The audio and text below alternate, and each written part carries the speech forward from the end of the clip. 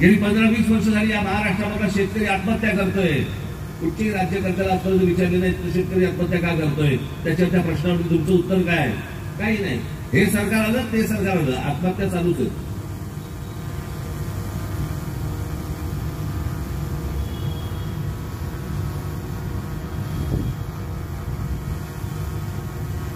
आमच्या महाराष्ट्रामध्ये लहान लहान मुलींवरती बलात्कार होत आहेत.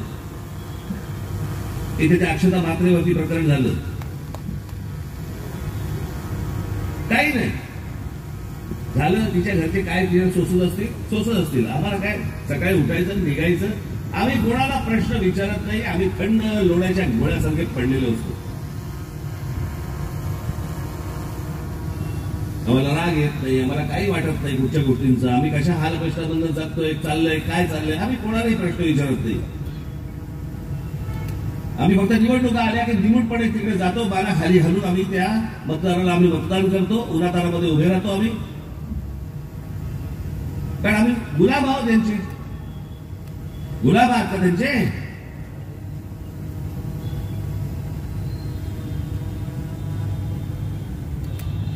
जी माणसं तुम्हाला मूलभूत गोष्टी पण देऊ शकत नाही, त्यांच्यासाठी उन्हातारामध्ये रांगेमध्ये उभे राहून त्यांना मतदान करणार आहात.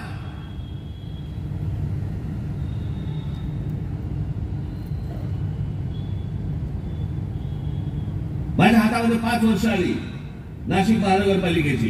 जाऊन बघा तिकडे 5 वर्ष. ज्यांना तुम्ही 25-25, 30-30 वर्ष आपले मतदान करताय, आमदार होत आहेत, खासदार होत आहेत. आता तर एका घरामध्ये 2-2 जण उभे, एक या पक्षात ना आणि दुसरा तो तरी भुंकतोय.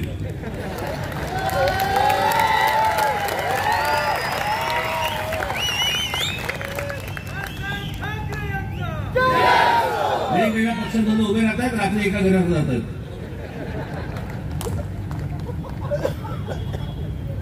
पण आम्ही प्रश्न नाही विचारले तेव्हा हे असं कसं झालं, का झालं, का होतंय. सोपं कारण आहे, अगदी सोपं कारण आहे. दुसरं काही कारण नाहीये. कारण तुम्हाला गृहीत धरलेलं.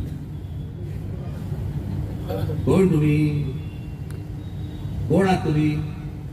लाचार मतदार, यांचे गुलाम. निवडणुका आहेत ना आता सगळीकडे येतील तुमच्याकडे. भांडी गुंडी वाटतील, फवाडावरती पैसे मारतील, बंडलच्या बंडल फेकून मारतील. मग आम्ही ते घेणार, लाचारासारखे उभे राहणार त्यांच्यासाठी. ज्या दिवशी मतदान असतं त्या दिवशी आमचा स्वाभिमानी काढा मोडकळीस येतो आणि तुटून पडतो. मतदान झालं, निकाल लागले की आम्ही त्याच्यानंतर आम्ही 10 दिवसांनी तयार होतो. ही कोणती पद्धत? अशा प्रकारे थोडी राज्य चालतं. या राज्यकर्त्यांना काही अकरा बिकला आहे की नाही? वा रे वा. जेव्हा भूमिका मांडायची तेव्हा भेंडीची भाजी होता बुळबुळीत.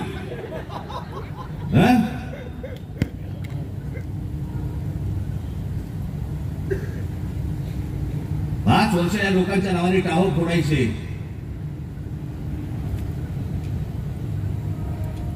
आणि मग कशाच्या नावावरती आपले मतदान करून मोकळं व्हायचं.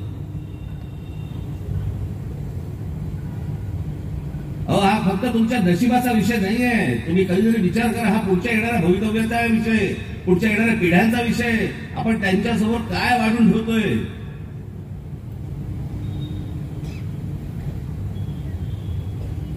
त्या पुढच्या पिढ्या ज्या येणार आहेत ना, त्या तुम्हाला शिव्या घडणार आहेत. नादान होता माझा बाप.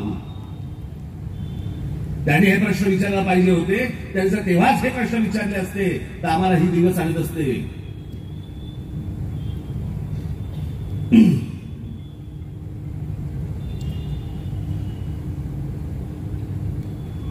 त्या नाशिकमध्ये पहिल्या 5 वर्षामध्ये एक धरण आहे तिकडचं, गंगापूर डॅम.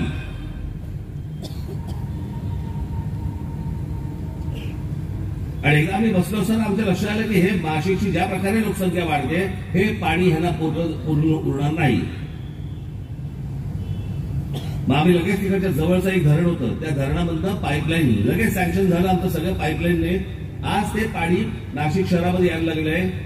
पुढची 50 वर्ष नाशिक शहराला पाण्याचा प्रश्न निर्माण होणार नाही. 5 वर्षात केलेली गोष्ट मी.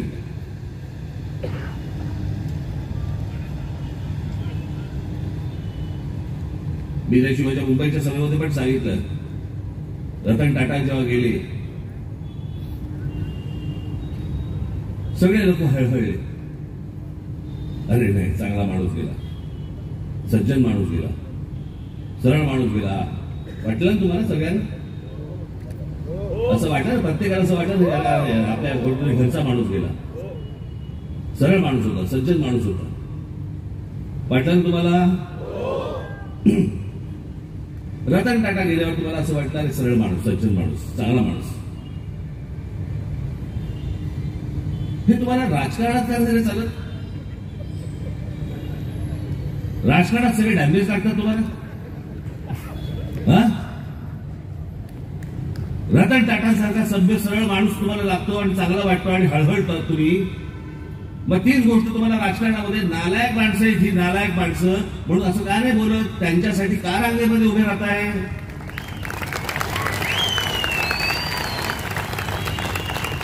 एकदा काय ते ठरवा ना, तुम्हाला माणूस कुठचा आवडतो?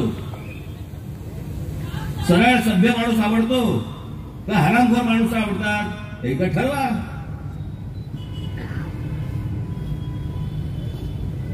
याच रतन टाटांकडे मी गेलो. एकदा त्या नाशिक शहरामध्ये एक जागा होती फॉरेस्टची. मला असं वाटलं की काहीतरी किती 50 एकर जमीन होती गेली.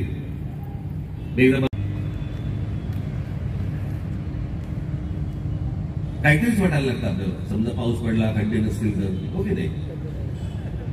मग टेलिव्हिजन चॅनलवरती लोक दाखवायला सुरुवात करतात, मुंबई पहा खड्डा खड्डा खड्डा, पुणा पहा खड्डा खड्डा खड्डा, नवी मुंबई पहा खड्डा, ठाणे पहा खड्डा, हे पहा खड्डा.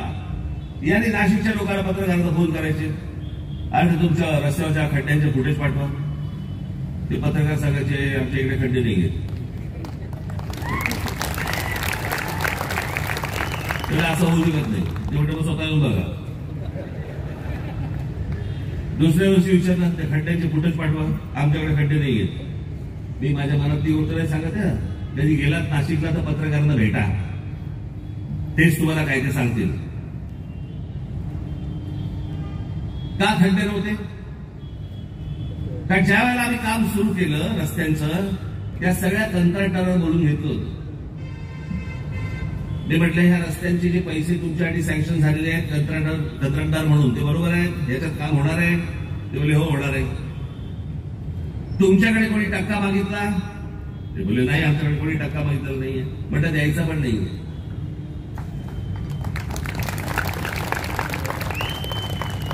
मला खड्डे विरहित रस्ते करून पाहिजे, देणार आहात? ते बोलले साहेब 100% देणार. ठीक. जर म्हटलं रस्ते बांधल्यानंतर मला जर या रस्त्यामध्ये खड्डे दिसले, त्याच खड्ड्यात उभा करून मारेल.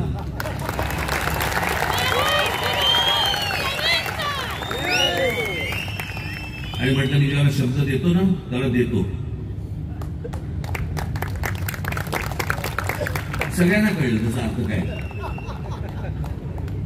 मी ज्यावेळेला मुंबई मराठी पाट्या होत नव्हत्या, त्या मराठी पाट्या होत नव्हत्या त्यावेळेला मी मराठी दुकानदाराचं पत्र पाठवलं. सोपं साधं सरळ पत्र पाठवलं. आपल्याला काय, तुम्हाला माहिती आपण कोणाला धमक्या बिमक्या देत नाही. आपल्या स्वभावातच नाही ती गोष्ट, तर आपण काय करायचं.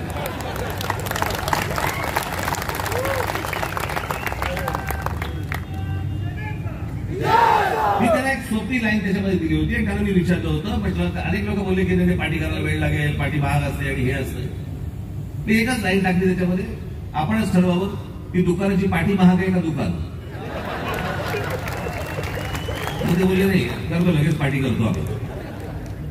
आणि एक शेवटची ओळ टाकली होती, म्हटलं एवढं पत्र लिहून देखील समजा आपल्या डोक्यात प्रकाश पडणार नसेल तर माझे महाराष्ट्र सैनिक आपल्याशी चर्चा करायला येतील. त्यात पुढे धमकी दिसली तुम्हाला?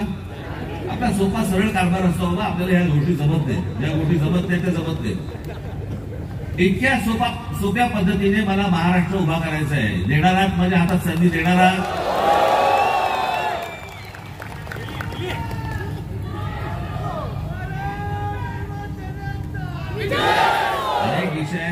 बोलता येतील, परंतु मला आता एक सभा माझी भांडुकला आहे. हे जाता येता या सगळ्या ट्रॅफिक बंद, रस्ता काढत, वेळ काढत कसा जायला लागतं. आणि दिवसाच्या सगळ्या सभा मला करायला लागतं. उद्या सकाळी मला सगळे जायचं, सगळे नांदेडला, नांदेड म्हटलं जायचं मला पुण्याला, पुण्याच्या सभा आठवून पण यायचं मुंबईला, परत मला सकाळच्या पण ते इंटरव्ह्यूज लागलेच आहेत. असो, ते चालायचंच. ते मी कुठं रडगाण घालत बसतो तुमच्यासमोर. पण माझी आपल्याला सर्वांना विनंती आहे की येत्या 20 तारखेला बाबांनो, मी माझ्या प्रत्येक सभेमध्ये सांगतोय, मी मुद्दामून तुम्हाला सांगतोय की या निवडणुका, हे राजकारण, या इलेक्शन्स सगळ्या, हे काही सलमान खान, शाहरुख खानचे पिक्चर नाही आहेत की शुक्रवारी पडल्यावरती ते सोमवारी पिक्चर नवीन सुरू करू शकतात. इथे प्रत्येकाची 5-5 वर्ष जातात. तुमचीही 5 वर्ष जातात, आमचीही 5 वर्ष जातात. 5 वर्ष कशाला म्हणतात आपण लक्षात घ्या. आपल्या घरामध्ये एवढासा आपला मुलगा मुलगी असते, 5 वर्षात कुठे जाते ती, किती उंच होते, आणि मग आपण म्हणतो अरे म्हणता मोठी झाली. म्हणता नाही, 2 निवडणुका गेल्या याच्यामध्ये.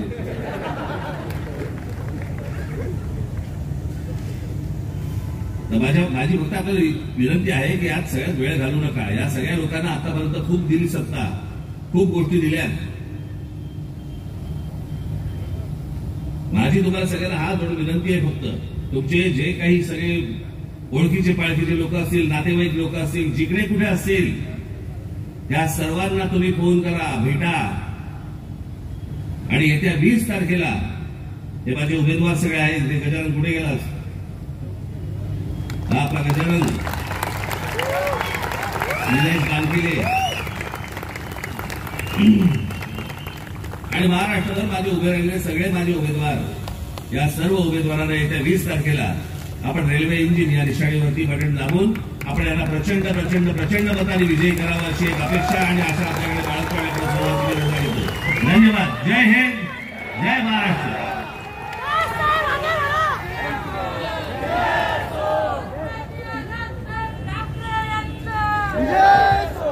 धन्यवाद सर. जाताना महिलांना पहिले प्राधान्य द्या आणि लहान मुलांना.